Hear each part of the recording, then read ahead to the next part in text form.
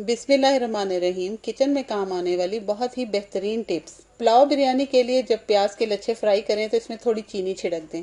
प्याज जल्दी सुनहरी हो जाएंगे। सालन अगर पतला रह जाए तो इसमें 5 से 6 अदद काजू या बादाम का पेस्ट शामिल कर दें। सालन गाढ़ा और खुश्क जायका हो जाएगा। ग्रेवी से फालतू पानी खुश्क करने के लिए चाय के 2 चम्मच खसखस तवे पर हल्का सा भून लें।